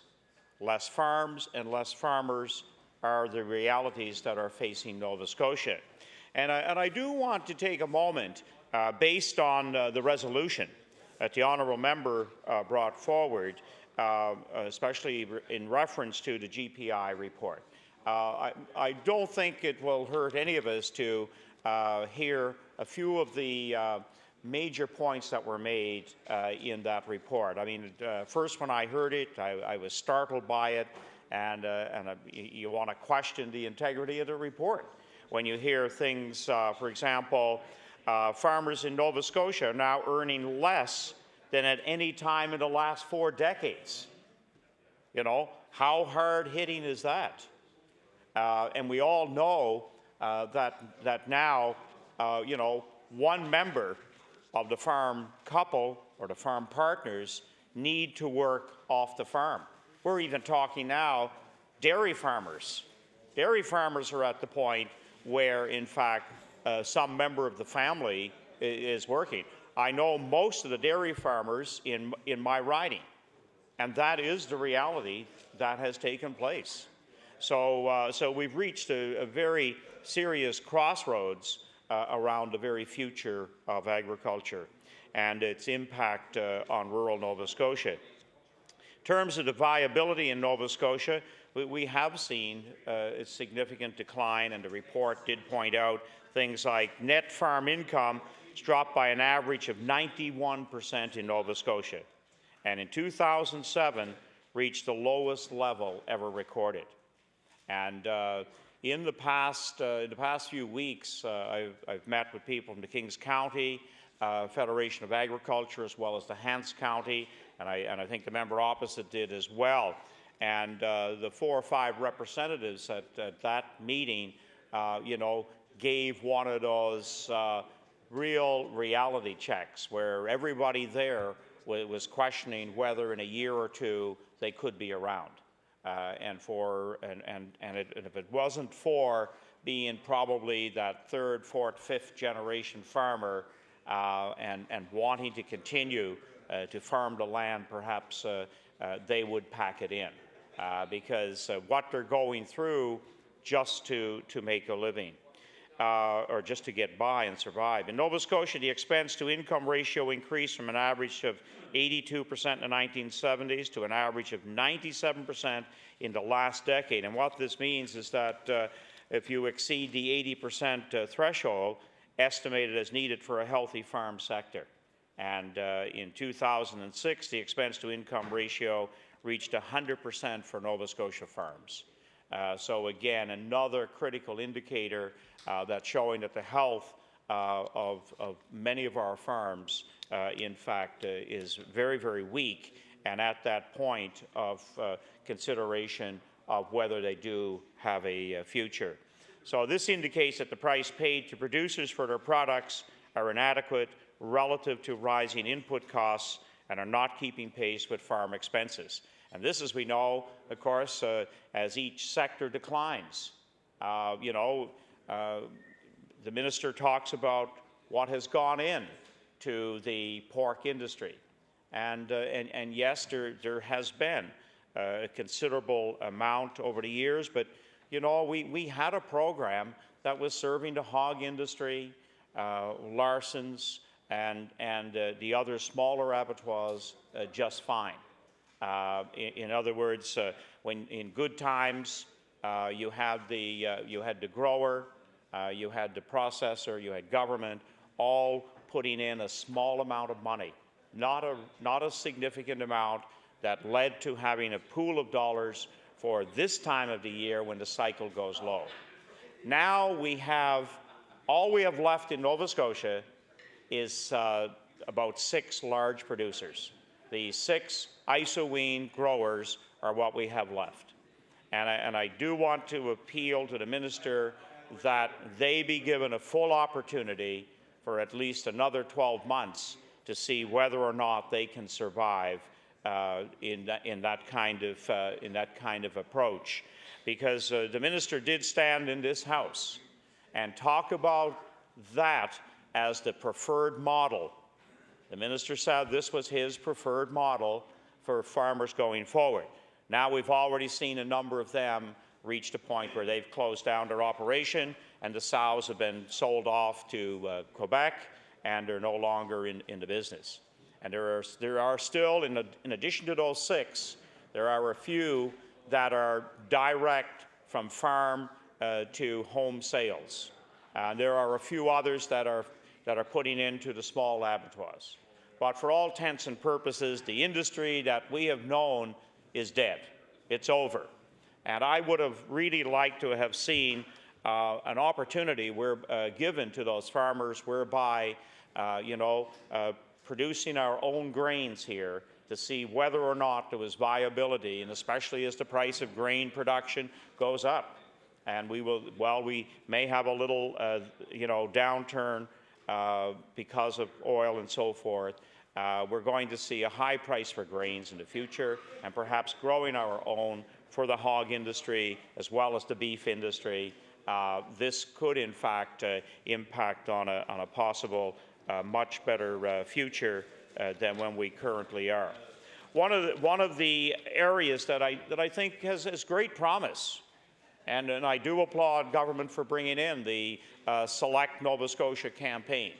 But I think the pace at which that program needs to develop needs to pick up. Putting all of our marbles into a provincial picnic and a lot of the TV dollars placed there perhaps may not have the returns that constant advertising over 12 months of the year, because after all, we have no Nova Scotia product 12 months of the year. We have a lot of products that are there. So I think we need to continue to accelerate the Buy Local campaign. It has helped some farmers substantially. I think it can help a great deal more, and I believe even moving to the point where perhaps more farmland can be put in production, and especially on small 10, 20 acre lots that are dormant in many parts of this province. So that's an area. Also, I've been disappointed that the minister didn't give Kelco an honest go. I still think Kelco and that report has a lot of promise. It's worked, for example, in our neighbour province in New Brunswick with the apple sector, that sector, and I think we should have been given an opportunity here in Nova Scotia to make it work as well. So with that, Mr. Speaker, I take my place. Thank you. The chair will recognize the honourable member from Pictou West. Thank you, Mr. Speaker, and I'm pleased tonight to be able to have a few minutes to join the debate here on Resolution 5357, and I thank my colleague from Hants East for bringing this forward, and it's certainly an important issue. Our agricultural industry is it's really fallen on tough times, and while there's some sectors that are doing reasonably well, there's many others that are hurting, and the minister calls the agricultural industry stable in this province, and that is true in some segments, but it's certainly not true in many others. Certainly the hog industry is in dire straits. As a previous member mentioned, there's only about 6 major farms left in that industry in all of this province. I remember in Pictou County, where I come from, there were a number of people that were in the hog industry for many years, and I guess there's maybe one left on a part-time basis, the Tony River hybrid hog farm, and he's only able to survive because he has his own retail business that goes along with it. Certainly the beef industry has been hurting. There were dozens and dozens of beef farmers in the area where I grew up, in Durham, Green Hill, Alma, throughout Pictou County, throughout Nova Scotia, and many of those are gone now. So that segment is not what it used to be, and the horticulture industry, vegetable farmers, greenhouse growers, even the apple industry is certainly facing tough times. And Mr. Speaker, we just can't let these segments of our agricultural industry fade away. They are vital, they're important, they contribute much to the rural economy of this province, and it's been mentioned that the agricultural industry is the backbone or the cornerstone of many of our rural communities, and that has been true, but it's becoming less and less as the years go by. And yes, they do support many other industries in the community, whether it's a restaurant or a service station or our schools or churches. Other small businesses rely on a strong agricultural industry. But Mr. Speaker, I know, just as an example, in my riding, I've had some farmers come to me that are finding it really, really tough. I can think of one individual that lives out on the near the Sunderidge area of our county that came to me, almost in tears, and he had a nice home and a barn and lots of land, and but his debt load was just more than he could handle, and unfortunately, he did lose his farm business, and was no longer contributing to the farm community, to the rural community, no longer supporting other businesses in the area. I think of farmers like George Smith, who I grew up with in the Central West River, a strong beef producer. He's into Angus cattle at this time, but a real struggle. And he's been involved with this county federation and with the Nova Scotia cattle producers and trying to find a way to make ends meet. But the truth is that there's more debt than income, and it's as an example, it's a real struggle for somebody like him. I know of another farmer in the Durham area that has been in the horticulture business for many years, and really is now starting to sell off some of his farmland because he needs the money to pay his debts, and so we're seeing farmland going into housing and going out of agriculture, and that's just another sign, Mr. Speaker, that the industry is not stable, that farmers are disappearing, and it's hurting our rural economy. This resolution refers to the GPI findings, and they are quite alarming what's in there, and it's been mentioned some of the factors, but I just want to mention a couple other stats that are in the report. Net farm income has dropped by an average of 91% since 1971, and so there's now a negative net farm income. In other words, people have more expenses than they have income. And how long can you stay in business when your expenses outrun your dollars coming in? I can remember growing up on a family farm in the Durham area, and we used to grow a lot of vegetables, and table corn was one of the crops that we grew year after year, and I can remember in high school and university and summer months picking crops like that. And year after year, it was $1 a dozen is what my dad received at the Sobeys or Superstore or wherever it was. The next year, it was $1 a dozen. The year after, it never went up, but certainly the expenses of operating were going up each year. Now, maybe corn has gone up now to $5 or $6 a dozen, and maybe it's at a point where it's a bit more viable, but it's really, the people want to buy local, but when the farmer is not getting enough to meet his expenses, it's sooner or later they're just not going to be there. And so you wonder, well, where did all the farmers go? Well, they just weren't getting enough for their product to make ends meet. Another stat here in the GPI Atlantic report, Mr. Speaker, was that total farm debt increased by 146% in Nova Scotia between 1971 and 2006, an alarming figure. It mentions that farming is no longer economically viable in Nova Scotia. So, Mr. Speaker, it's no longer stable. It's in a state of serious crisis. So I'm hoping that the minister is reading the report, is listening to what's in it, and perhaps will take some comfort in knowing that what this side of the House is saying has some merit to it, and that he will act upon what's in the report and to try to stabilize the segments of the industry that are not doing so well. As I mentioned, beef and hogs and apple and horticulture, greenhouses and so on. The number of farms continues to decline. Back between the First and Second World War, there was something like 50,000 farms in Nova Scotia. Today, there's only 3,795. So we only get about 8% of the farms in this province that we one time had. So a huge decline in the number of farms, the number of farmers, the number of people in our rural communities that can support our other institutions, our schools, our churches, our other small businesses in the area.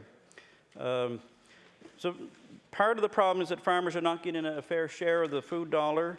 As I mentioned, table corn never went up for a number of years. I think people want to buy from the local farmer.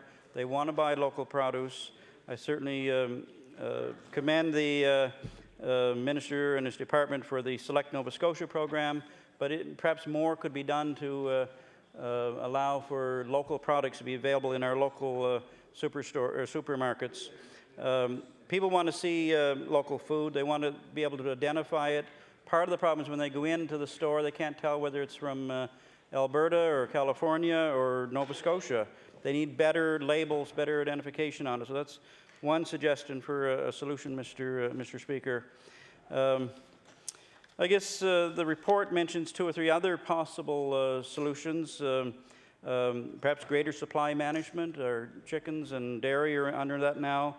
But is it possible to look at working with other provinces to see other food commodities in supply management? Those are doing better than those that are not there at this time. Selecting local products to be used in our institutions like our hospitals, our schools, our universities, other government agencies. So I think lots can be done, Mr. Speaker. There's lots of problems. The industry is not stable. We really need a plan from this government to stabilize it. We do not want to see the industry fade away. We need to keep it strong in our rural communities, and I hope the government, the minister and his department can work towards that. Thank you very much, Mr. Speaker. Thank you. The time allotted for debate on Resolution 5357 has now expired. The Honourable, the Official Opposition House Leader. Thank you, Mr. Speaker. That concludes our business for the day. Thank you. Chair recognizes the Honourable, the Deputy Government House Leader. Thank you, Mr. Speaker. Business hours for tomorrow would be from 10 a.m. until 8 p.m. And following the daily routine and oral questions put by members, we would be calling for government business, public bills and committee of the whole House, public bills for second reading, private members, public bills, and depending on what comes back across, I guess, from law amendments, we'll ask for consent at the appropriate time. Thank you. The motion for adjournment has been made. Is it agreed? It is agreed. All those in favour of the motion, please say aye. Contrary minded, nay. Motion carried.